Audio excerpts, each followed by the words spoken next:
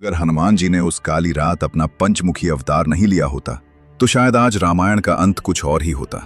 लंका का युद्ध अपने सबसे खतरनाक मोड़ पर पहुंच चुका था। रावण की हर चाल नाकाम हो रही थी। तब उसने अपनी आखिरी उम्मीद को बुलाया, पाताल लोक का मायावी सम्राट ऐरावण। ऐरावण काले जादू और तंत्र मंत्र का ऐसा भयानक ज्ञाता था जिससे देवता तक डरते थे।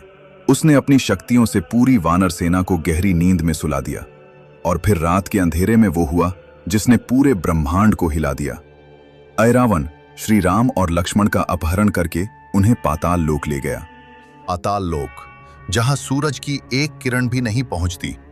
ऐरावण श्री राम और लक्ष्मण को वहां इसलिए लाया था क्योंकि वो सूर्योदय से पहले मां भवानी के सामने उनकी बलि देना चाहता था। जब विभीषण को इस भयानक साजिश का पता चला तो उन्होंने तुरंत हनुमान जी को सब बताया। ये सुनते ही बजरंगबली बिना एक पल गवाए पाताल लोक की ओर निकल पड़े। लेकिन वहां पहुंचकर उन्होंने जो देखा वो किसी डरावने सपने से कम नहीं था। श्री राम और लक्ष्मण बेड़ियों में जकड़े हुए थे और उनके चारों ओर 5 दिशाओं में 5 दीपक जल रहे थे। हनुमान जी को देखकर ऐरावण जोर से हंसा और बोला, हनुमान, ये 5 दीपक मेरी शक्ति हैं। जब तक ये 5 एक साथ नहीं बुझेंगे तब तक काल भी मेरा कुछ नहीं बिगाड़ सकता।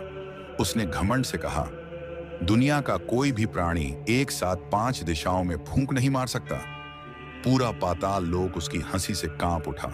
लेकिन तभी हनुमान जी की आंखों में ऐसा तेज चमका जिसे देखकर स्वयं अंधकार भी डर गया। वो क्षण था जब बजरंगबली अपना सबसे विराट और अद्भुत रूप धारण करने वाले थे। अचानक पूरे पाताल लोक में भयंकर गर्जना गूंज उठी। हनुमान जी ने धारण किया अपना दिव्य पंचमुखी अवतार। पूर्व दिशा में वानर मुख, दक्षिण में नरसिंह मुख, पश्चिम में गरुड़ मुख, उत्तर में वराह मुख और आकाश की ओर हयग्रीव मुख।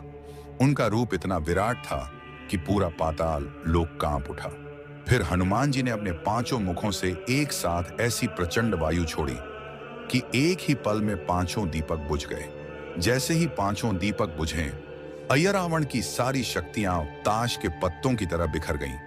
उसका घमंड टूट चुका था और अगले ही क्षण हनुमान जी ने उस अधर्मी का अंत कर दिया। पूरा पाताल लोक जय श्री राम के जयकारों से गूंज उठा। श्री राम और लक्ष्मण सुरक्षित मुक्त हो गए।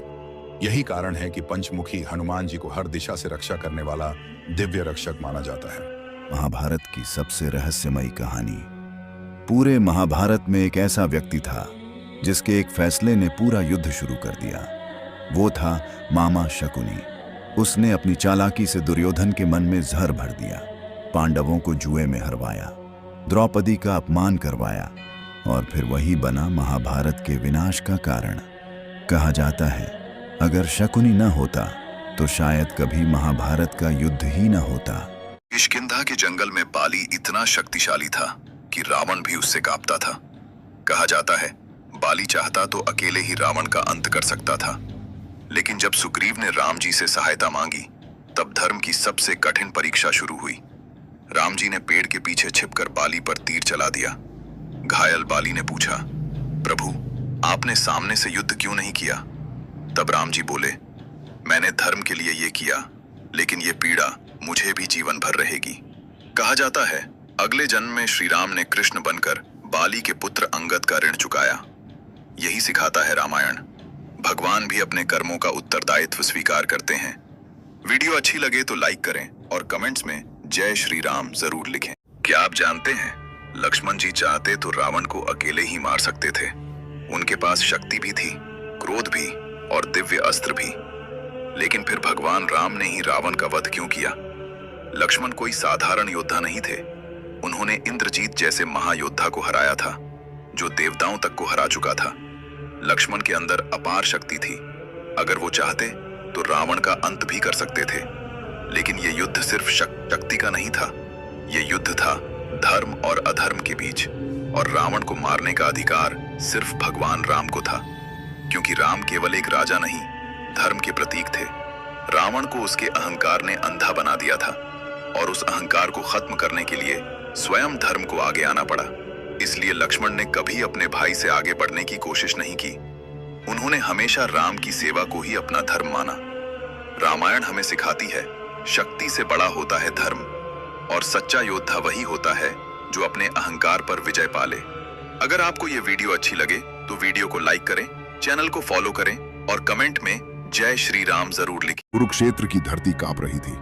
एक तरफ था दुनिया का सबसे महान धनुर्धर और दूसरी तरफ सूर्यपुत्र, जिसकी ताकत से देवता तक डरते थे। जब दोनों आमने सामने आए, कर्ण के तीरों ने अर्जुन का रथ कई कदम पीछे धकेल दिया। पूरा युद्ध मैदान चिल्ला उठा, आज अर्जुन हार जाएगा। लेकिन तभी कर्ण के रथ का पहिया मिट्टी में धंस गया। कर्ण उसे निकालने लगा और उसी पल ने अर्जुन से कहा, यही समय है। अर्जुन ने दिव्य बाण छोड़ा और महाभारत का सबसे महान योद्धा वहीं गिर पड़ा।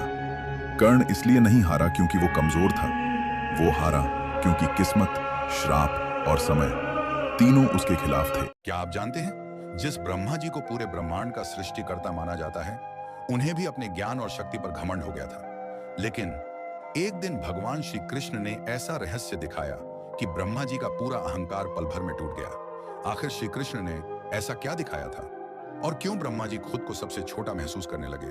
आइए जानते हैं ये अद्भुत और रहस्यमयी कथा। द्वारका नगरी में एक दिन सृष्टिकर्ता ब्रह्मा जी भगवान श्री कृष्ण से मिलने पहुंचे। उन्होंने गर्व से द्वारपाल से कहा, जाकर कहो ब्रह्मा जी आपसे मिलने आए हैं।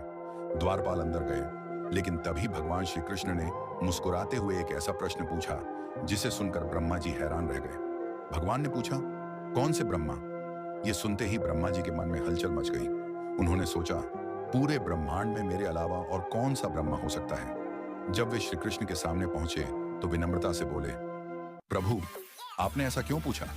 तभी भगवान श्री कृष्ण मुस्कुराए और अगले ही पल उनकी योग माया से पूरा महल दिव्य प्रकाश से भर गया। अचानक वहां अनगिनत ब्रह्मा प्रकट होने लगे। किसी के 4 सिर थे, किसी के 8, किसी के 100 और कुछ ब्रह्माओं के तो करोड़ों सिर थे। पूरा दृश्य देखकर हमारे ब्रह्मा जी के पैरों तले जमीन खिसक गई। उन्हें समझ आ गया कि वे जितना खुद को महान समझते थे, वे तो भगवान की अनंत सृष्टि का सिर्फ एक छोटा सा हिस्सा है।